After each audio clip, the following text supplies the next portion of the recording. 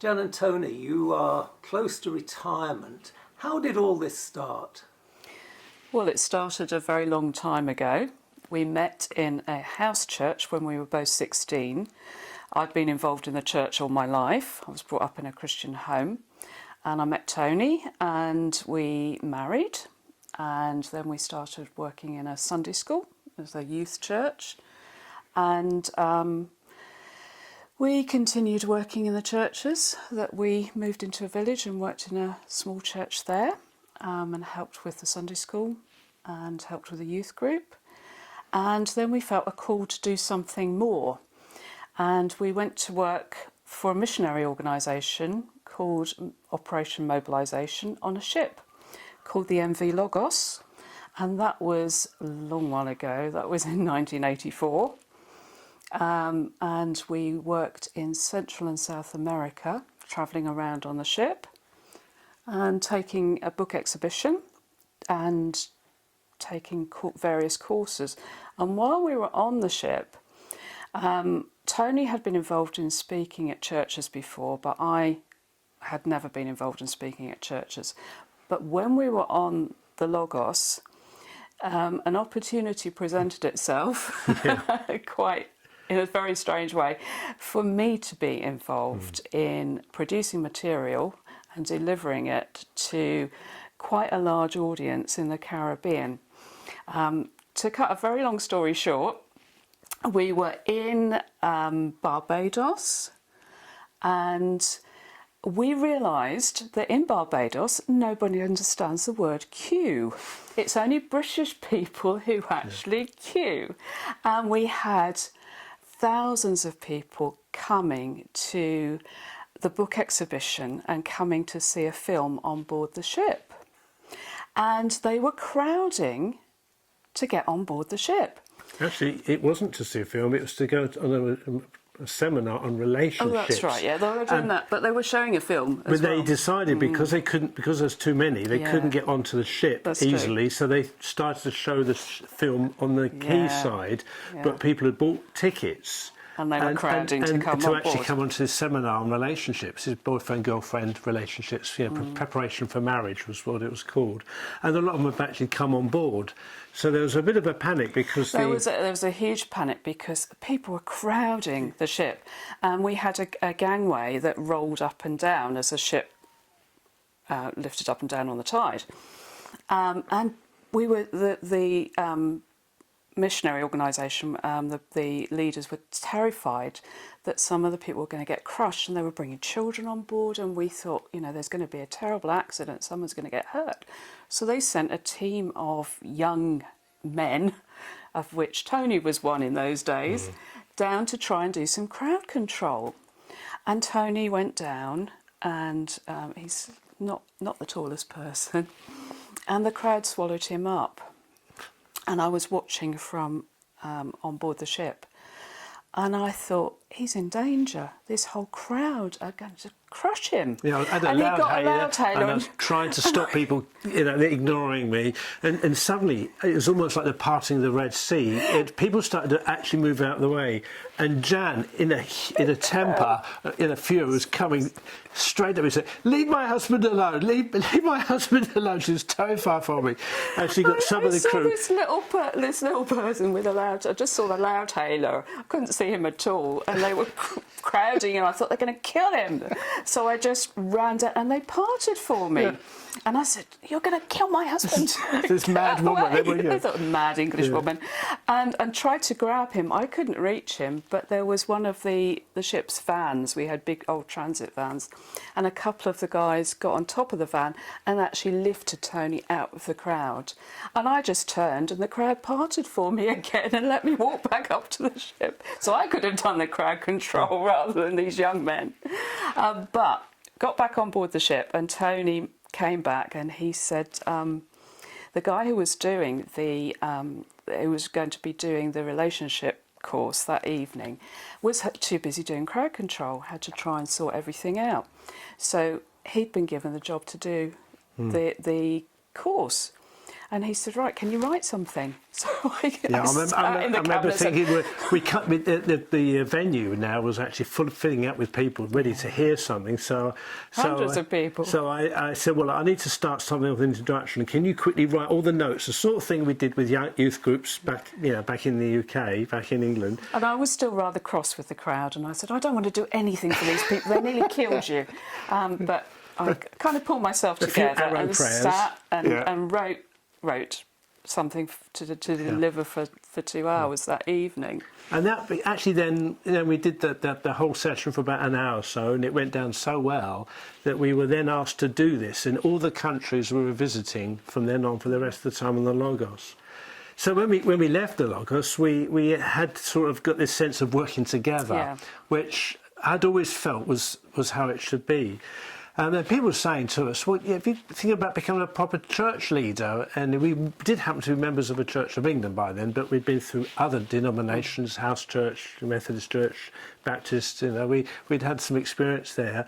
So we were thinking about, well, if this is what God is calling us to, then in those days, the Church of England was not ordaining women priests, and I think this links to this whole thing. So I felt, and I think you did as well to a similar extent, that we were being called to do something together as a couple, and not just as me as the vicar and Jan as the vicar's wife. No disregard for vicar's wives who do a marvellous job. So we were looking at a number of different possibilities, maybe even changing, moving to, the Salvation Army and the Baptist Church were both denominations that have equal respect for men and women. But when we did get back to the UK and went back to our church, the vicar said, well, things are changing. But again, I was reluctant to offer myself for ordination until one day Jan actually said that she'd been praying about this. Yeah, and I felt Tony shouldn't wait because I couldn't be ordained a priest as well. Partly because at that point we had one son and I was pregnant with our second son. And I thought, well, I'm not able to be involved. And I think that shouldn't hold Tony back.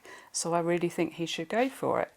And you started the process of going through the interviews and the sort of all the different things you had to do, which took a couple of years to get through the process.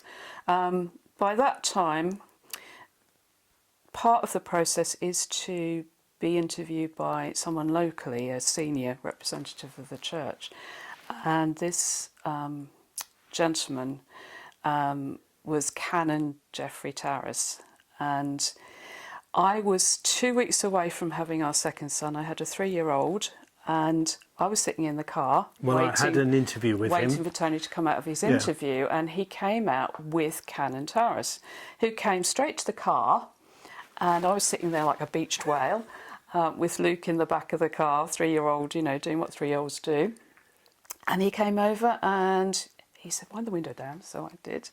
And he said, have you ever thought about being ordained in the Church of England? So I thought, can I lie to this senior clergyman? Or can I? So I thought, no, I better not lie to him. And I said, well, actually, yes, I have thought about it. And a few people have suggested that I should think about it. But I don't want to, for the time being, pointing to my very large stomach. And he said, I said, I want to leave things for at least 5 years because of the boys. And he said, don't leave it that long.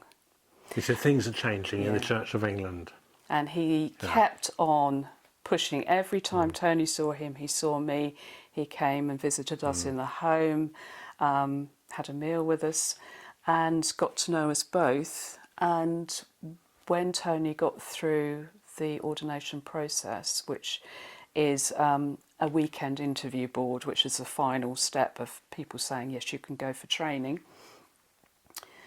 We went to college, and I thought, I'd like to have a go at a bit of this study. Tony was enjoying it. See, by this time, I was on path to being ordained, and Jan was my wife at that stage.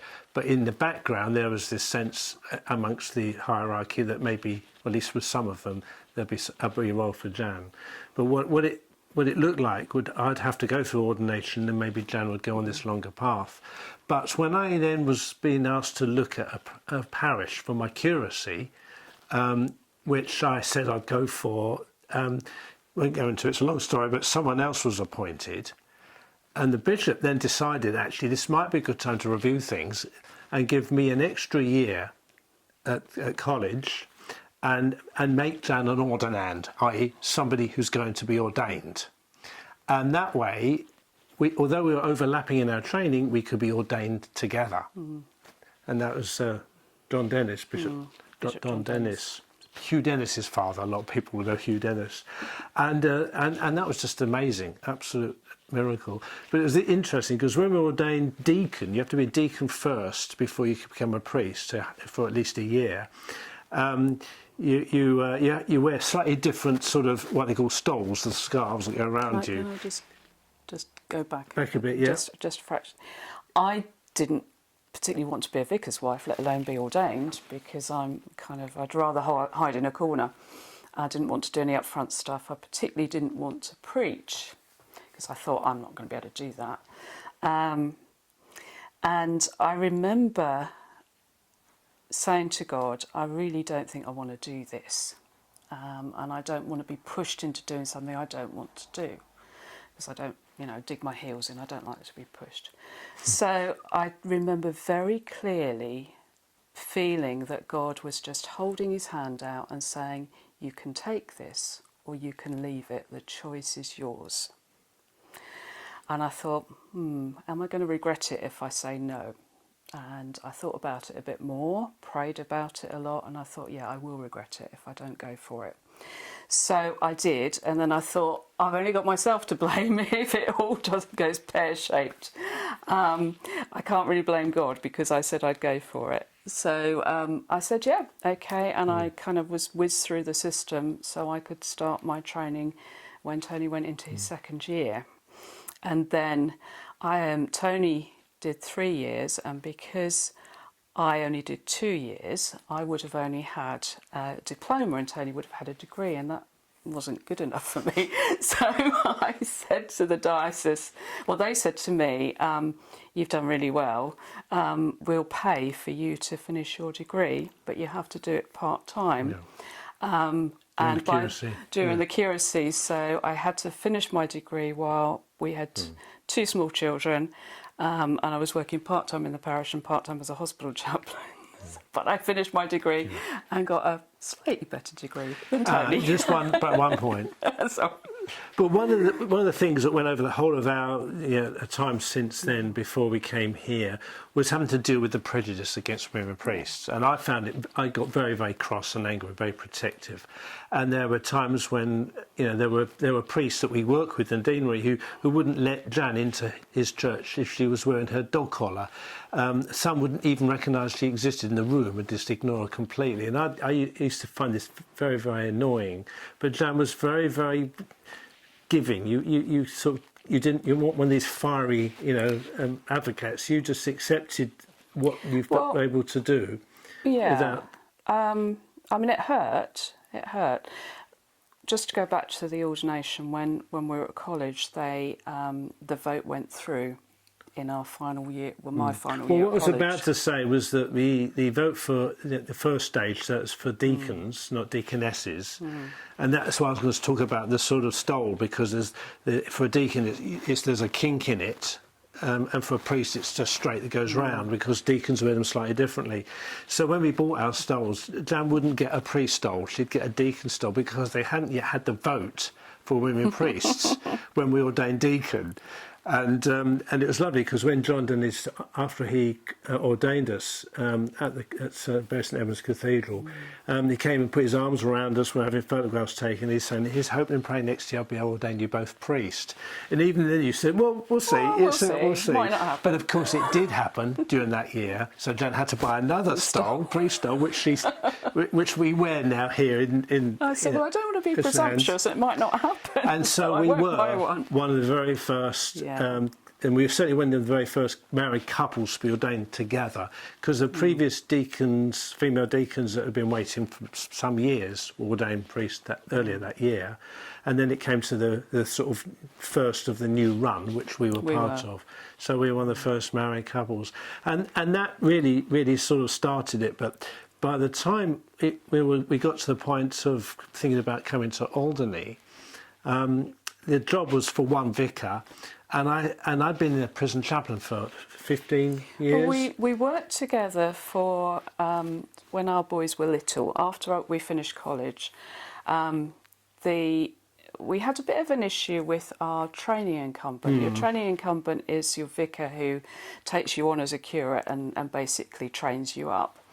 And he got lumbered with both of us, and he found that difficult because we had two small boys and they were 4 and 7, and I think he found it hard to kind of work out my role.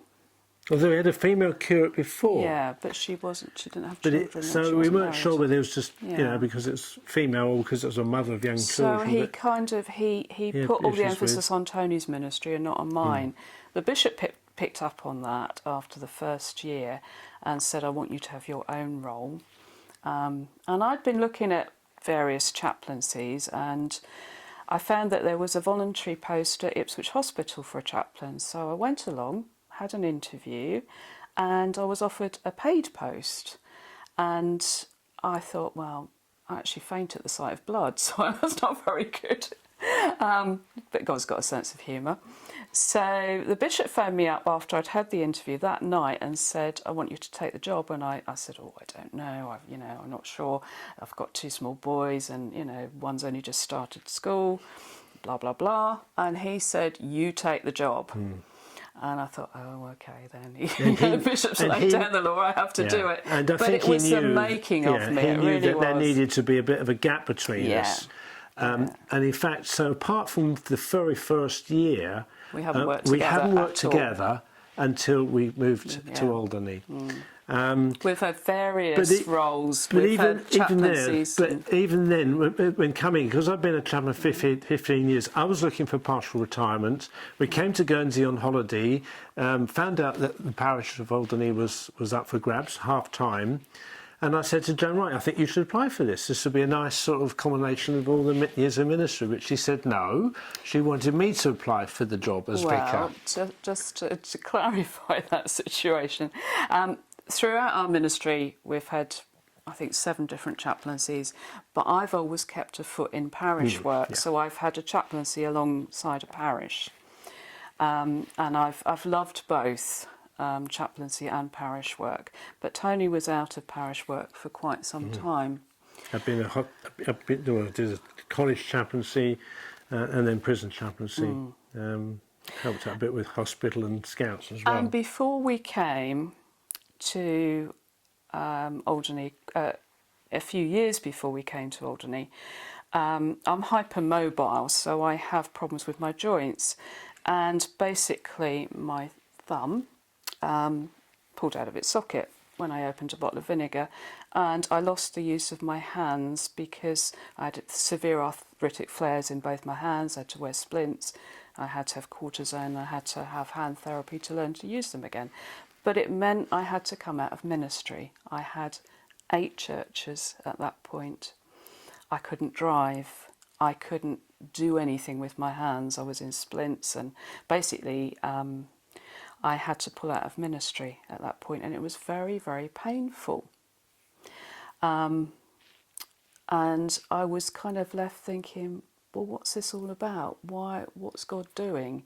I had lovely people who came, and I lived half an hour away from my parishes, and I had lovely people who came to pick me up, take me, and they were my hands at communion. But I felt after a few months, I need to stop because it's not fair on them. And actually it was quite painful for me because I couldn't do what I wanted to do because I couldn't use my hands. So I was stuck at home thinking, God, what's this all about? What are you doing? And I prayed and prayed. and we had lots of lovely people praying for us, and we heard about a healing centre called Revd Brennan, which means sheepfold of the king. It's Welsh. It's in the Welsh mountains. And we're not kind of into, you know, chasing around asking people to pray for us and heal us, but we heard some good reports that it wasn't, you know, completely off the wall and wacky, but it was a place where God seemed to be working. So we went, and it was a bit of a disaster, but it didn't not a lot happened, and we felt a bit let down. But Tony decided that I had, you know, I was getting quite down about things. He decided just to drive from Suffolk to Revd Brennan on his own, and go and ask the retreat leader to pray for me. Did you want to? Yes, his name's Rod, and he wasn't there the first weekend we went there, and we'd heard he'd got quite a powerful ministry in healing. So I thought, well, I actually want to talk to him and ask him to pray for us and pray for Jan particularly. So I went there and had a nice chat with him. And then after a few moments, about half an hour or so, I think he looked out the window, and I thought, oh, he's got bored now. We have a nice chat.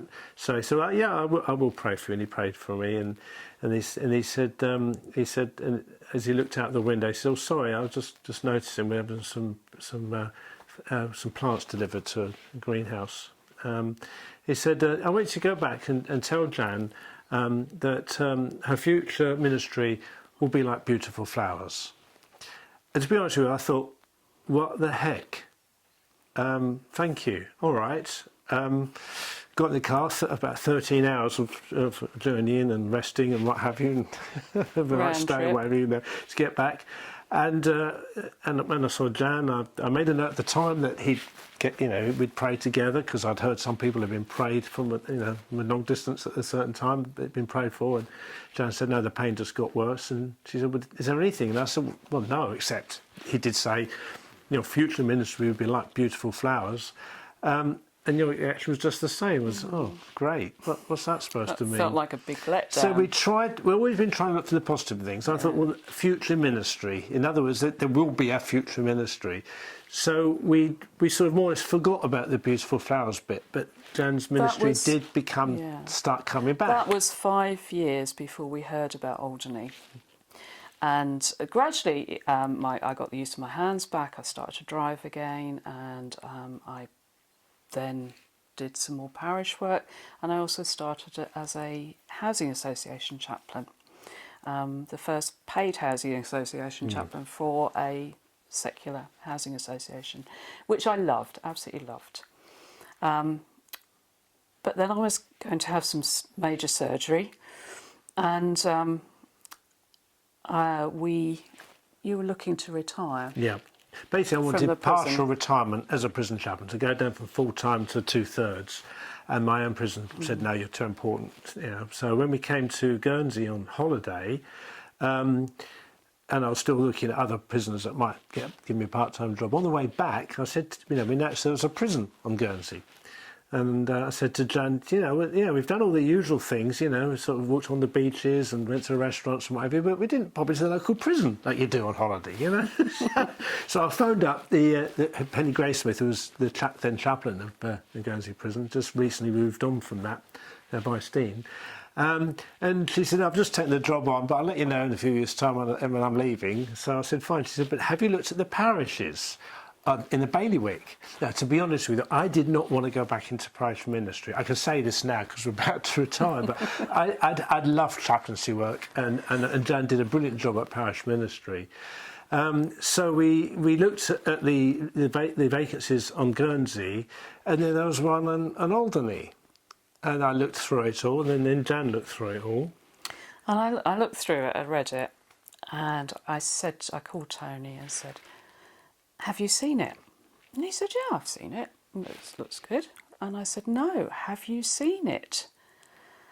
And he said, what do you mean? What do you mean? I said, you need to read it. And he read it, and he said, yeah, it looks fine. It's quite a nice place. Exciting, yeah. I said, no, have you read this? Have you read this bit?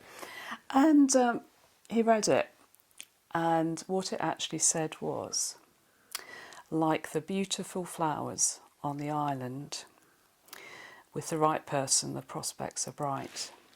And I read that and I thought, wow, that's what it meant. It was written by Denise. 5 years before. It was written by Denise Critchell, who'd been one of the sort of interim ministers who helped look after the church here. As she was in this very vicarage, looking out the window, asking God, what should I write down? And it's just one of those wow moments. And I just thought, 5 years previously, those words, that's what it meant. And so Jan says, how come you didn't see that? And I said, well, it's obvious, because it's meant for you. But no, but I was then just a few weeks away from having major surgery. So I said to Tony, you need to apply. I can't apply because I don't know if I'm going to get through this, and I don't know what shape I'm going to be in if I do get through it. So you applied. Yeah, but we made it clear that we were to be considered as a couple in joint ministry. It wasn't going to be the vicar and the vicar's wife, as had often been the way Dan was treated through decades of ministry. So when we actually came in for the interview, I was technically the applicant. We came before the interview incognito because I got through surgery and I was fine, and I said, let's go back to the Channel Islands. So we went to Guernsey again. And I said to Tony, if we're going to seriously consider this job, we need to see if we can live on the island. We need to see what it's all about. And we went to Guernsey Airport, and I hadn't flown for many years because I got a bit kind of nervous about flying. We've flown all over the world, but previously I just got very nervous about flying. And we went to the airport, and we was looking at the planes, and Tony, we looked out of the window, and Tony said, oh, that plane doesn't look too bad. That looks, quite a nice size one. And I said, it's not that one. That was an ATR. She said, if you look over there. And I looked over there, I saw a full transit looking vehicle with a couple of wings sticking out.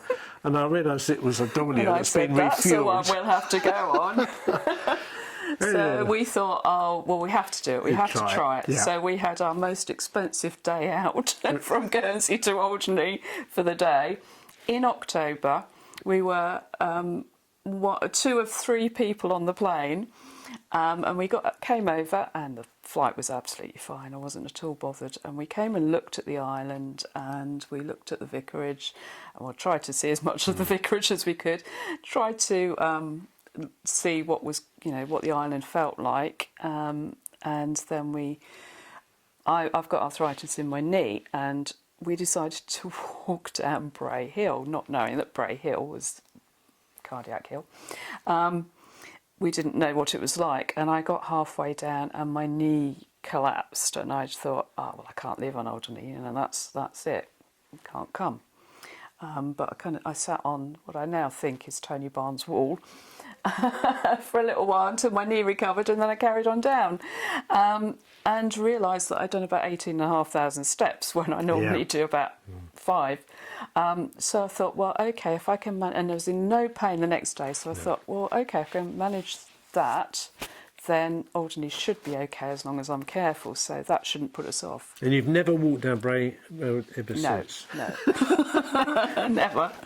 But we decided then to go for it. But Tony had already started the application process, so we said, well, to the Dean, would you like some of my information as well? And he said, okay. So I sent him a letter, and I sent him a CV, and I said, would you like some references? And he said, okay. So I sent him some references, and then we came for the interview. And it was interesting because the Dean, Tim, was marvellous, very supportive. But we didn't make it easy for him because we wanted to make it very clear to him that this is a job for us both. And if it's not right for a couple to be involved in ministry together for Alderney, then we weren't the right people. If they wanted a vicar, whether or not he had, some support or not, it wouldn't be us. But as we went into the post office during the whole 2 days we were here for interviews, was it Jill? Greeted us at the time. She says, oh, hi, you're going to be our new vicars. And I said, yes, I hope so. And that's exactly how I felt it would be, because technically I was going to be the vicar, so we thought, and Jan was going to be, you know, hopefully an associate priest. But when it went to for the interview stage, and we talked to the dean about it, I said, well, I want people to, you know, get to know Jan as well. So he organised it in a way that I was interviewed for 20 minutes by this group of people, and then Jan was interviewed for the other 20 minutes. Other 20 minutes or so. And of course what he said was, well, you know, the bishop will get, your interview with me, but obviously the parish will see both of us. Now, we hadn't met the Bishop Trevor, we hadn't met him at this point. So when we left the island, we did something with both Tim and us. We went to the airport. He was obviously flown back to Guernsey, us back to the UK. And we asked him how it went. He said, I'd be absolutely delighted if you accept the post. We need to go to the bishop now. He said it's unanimous. Unanimous, they want you. everybody, yeah. So I said, well, we just need to see what the bishop thinks, because if the bishop didn't recognise this, you know, it was important for me that Jan had a supportive bishop, because all the bishops she's had have been supportive, unlike a lot of other clergy. And if the bishop wasn't supportive, then I wasn't prepared. But we didn't make life difficult for the bishop. So we still didn't know whether we were coming to Alderney till... We had to wait another month after Christmas, to see the bishop. So we went to Canterbury to see him. And he gave us a lot of time, actually. He gave us about an hour and 20 minutes altogether. But he did a lot of talking himself. And told us what he felt Alderney needed. And then he started talking about prison ministry to Tony, because he was involved in prison ministry himself. And he was talking about this, and I kind of tuned out a bit. And then he suddenly stopped mid-sentence and turned and looked at me and said, "So you want to go to Alderney, do you?" So I said, "Yes, I feel a very strong and distinct calling to Alderney."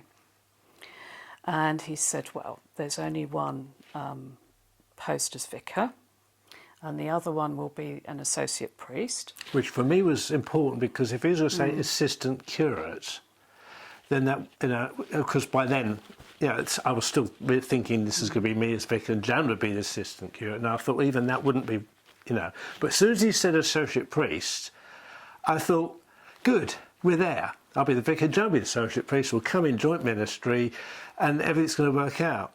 And blow me down, you could not be able to fathom that. I've never heard anything like this ever since. He looked at us both, he said, well, one of you would be the vicar, and one of you would be the associate priest. But I don't mind which one of you becomes the vicar. And I just thought, this is just absolutely crazy. And then he turned and looked at me and said, "But I know who I think it should be." And we heard afterwards that he never ever works in that way. He always has his own, you know, idea of how things should be. He doesn't ever offer things as he did. I thought this is done and dusted now. But what happened? Well, he said, well, I want you to go away and decide who wants to be the vicar, and if you want to go to Alderney, and who wants to be the vicar. But don't take very long to do so. So we went into the cloisters and had a walk around. And so I said to Tony, "So what do you think?" And he said, "Well, it's a no-brainer. You should be the vicar." And I'm saying, "Oh, I don't know. I'm not sure." I just couldn't believe it. She was still having an R in. So I said, "Well, I'm not going to be the vicar. So you're going to have to take it." So I said, "Okay, no, I think that's right. I think I should be." And that's a bit of a long story, but that's what brought us here as we are, and so our time here has been a real pinnacle for us, as you can see, especially because of this whole issue about how God was calling us and preparing us, and it's just been a wonderful 5 years. We're going to miss. Very much. We'll come back and visit, certainly. Yeah, we've been pestering you one thing that really, really touched me. Our eldest son is not very emotional, and he came over for the licensing, and as I was licensed as vicar and walked down the steps, he was quite emotional. Yeah. And I thought then, you know, this is right. This is the way it should be. And that's by Bishop Trevor. And when Bishop Trevor came on his farewell, yes, as we were sharing the peace during communion service, he came over and said, I think, what was the exact words about? I made the right decision. So I made the right decision. Did you? That's not how we remember it. But he certainly did. He did. Yeah. And it's really lovely. So yes, it's been a very, very special time. It has. Yeah. It's really been. It's been a very steep learning curve for me to work with Tony. And vice versa. Yes, having done things my own way for many, many years. But I've never had a problem not being the vicar. I've been absolutely fine, haven't I, about leaving this to you. Yes, absolutely. And I've just enjoyed, sort of being the associate priest. But people don't, whichever one of us is doing it, it doesn't seem to matter to anybody, And it has been a joy. I mean, I do joke about how you drive me up the wall, and you do, and I drive you up the wall. But it has been a joy to work together for the last few years of our formal ministry. Yeah, after nearly 47 years of marriage. Very long time. And actually, I think this time together has helped prepare us for retirement as well. Yes. Because I'd be away. Hopefully. I'd be out of the house 10 hours a day for more. It's 5 days a week at least, didn't I? And sometimes more. So this has helped prepare. So it's helped prepare us for actually being able to live together, day in and day out. Don't know what we'll do with ourselves.